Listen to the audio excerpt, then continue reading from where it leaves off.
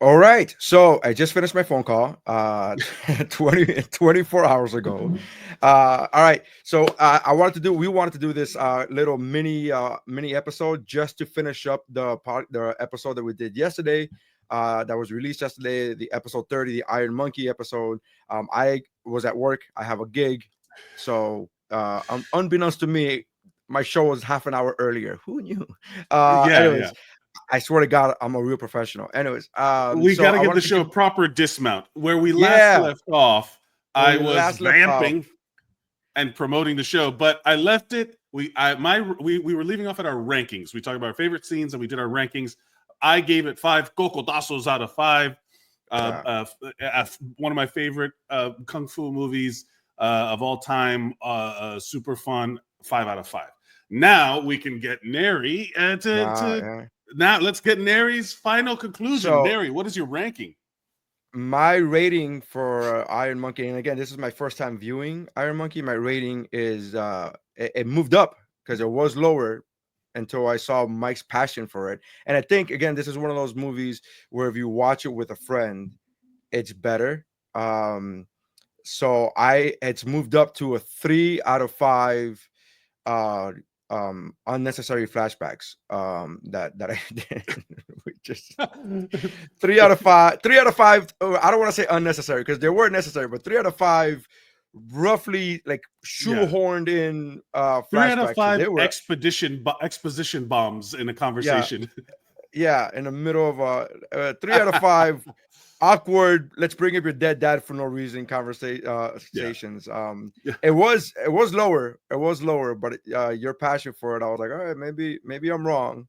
I don't think I am. I do like a lot of things about this movie, but I really dislike a lot of things about this movie. And I just don't think they were executed well. It has nothing to do. There are other movies. There are other kung fu movies. There are other movies of this style. Hero is one of my all-time favorite action movies. Right. So there are other movies, but this one again, the Looney Tunes kicking was just a lot. It was a lot for me to handle. It was a lot. Yeah, I was like, what's happening? This is a kid eyes movie for me. That's why. That's why. Yeah, sure. If I was watching it for the first time now, I'd probably have a different vibe. But this is 100% kid eyes for me. I love it so much. It's Robin Hood and all those. It's like cartoony, and I'm like, great. If I were to see it now, I'd be like, get the. I think that the movie didn't know what it wanted to be. It wanted to be. There was some elements of drama, and there was some, and then of course action. But the slapstick comedy, I was like, there wasn't a place for it in my eyes for the rest of the tone of the movie. I'm like, the tone of the movie, it deals with very serious things and government corruption. So serious, like government corruption and like and brothels and like and sex workers and improperly imprisoning people without due process. And then they just sprinkle in like these like Looney Tunes slapstick moments where you go that. Okay, that wasn't necessary. So that to me is the vibe of it. I was like, I don't know what I'm watching here. When you watch Shaolin Soccer, you realize the whole thing is ridiculous, and this whole movie is supposed to be ridiculous. And it's the whole thing. Kung Fu Hustle also. But I'll say this: that I do feel like at some point someone explained the cultural significance of Chinese opera to me, where it's like you don't have like this experience going to and even like going to the movies at a certain point was. Hey man, I don't get to do this that often. I want everything in this one thing. So every experience is supposed, and that's like a Chinese opera thing. So that's like where Jackie Chan got started, where Jet Li got started. It's all these, it's performative martial arts.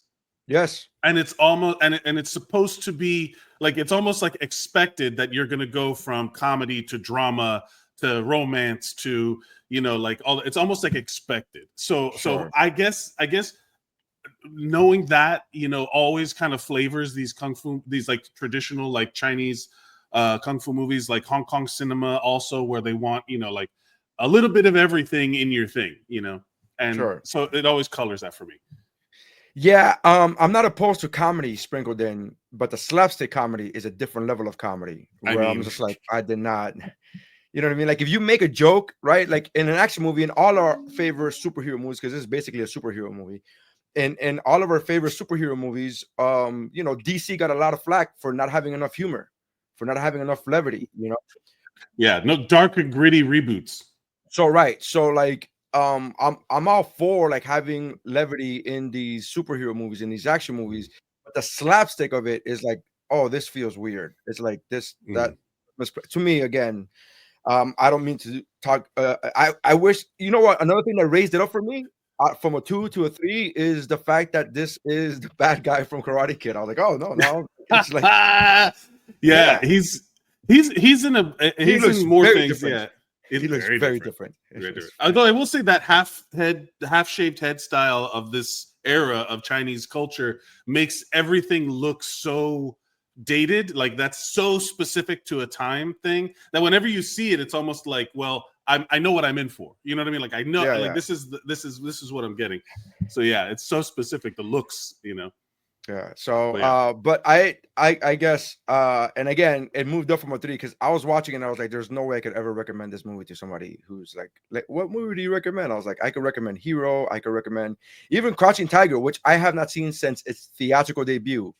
I have not seen that movie. Yeah. Crouching Tiger is a perfect example of when you give this guy enough money and have it directed by a different, like Ang Lee directed it. So it's like when you have like a film director doing, you know, like The Matrix is an example of when you use the choreographer Yin Wu Ping properly, you know, like stuff like that. Yeah. So you give him a story. But yeah. So I want to go with 3 out of 5.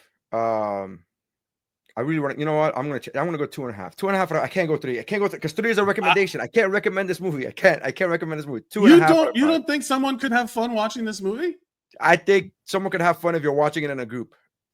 This movie would not make the list of like, hey, give me some fight movies. I'm going to go with The Raid. I'm going to go like, there's so many other movies that I would just choose to like, of course, not pick these movies like this movie. Yeah.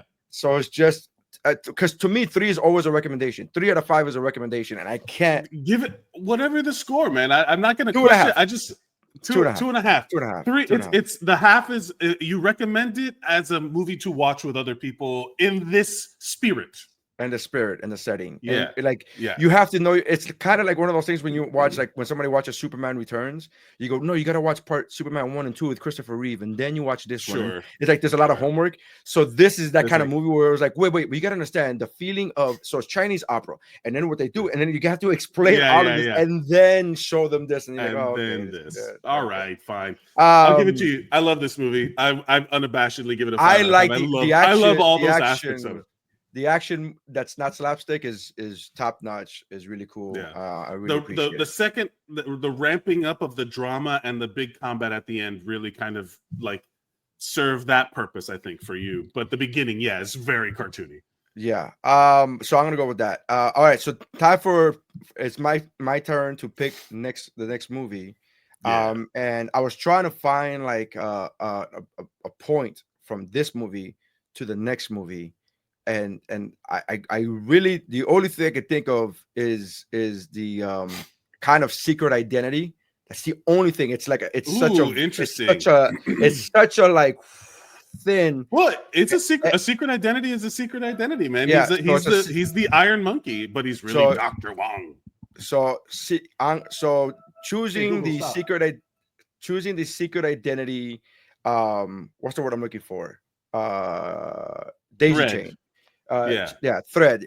Choosing the secret identity daisy chain, because there's a sequel coming out later on this month or next month, and I looked it up, and IMDb has it classified as a martial arts movie. I'm gonna go with The Accountant. The Accountant is a martial arts movie? That's what IMDb. If you go to IMDb, it says action, drama, blah, blah, blah. And then it says martial arts. And I'm like, that's it. That's all I needed. That's all I needed. This is a movie to the audience. Accountant 1. Yeah, because Account 2 hasn't come out yet. The Account 2, that's the sequel comes out in a couple, and like this later on this month or next month or something like that. But this is a movie where I told when Mike and I were talking about bringing the podcast back after 2 years, and I said, hey, what do you think about The Account? Does The Account count as a martial arts movie? He says, I've never seen it, And I said, you should watch it. And he said, is it a martial arts movie or is it an action movie? And I said, yes. And then I said my exact words were, watch it, because even if it doesn't count towards Kickflix, it's still a very good movie and you should watch it. And then I looked it up on IMDb, and IMDb classified it as a martial arts. So I'm gonna go, hey, throw my heads up in the air. All right. Well, watch The Accountant. And also, if you want to suggest movies for us that you feel are Kickflix movies, send it to us at Mike Mercadal, at Nery Saenz, and at Kickflixpod at gmail.com. Kickflixpod at gmail.com. So do that. I guess The Accountant. Let's do it. Yeah, let's do it. Let's go. All right. Talk to you guys later. Gotta get to work now. Peace. Yeah.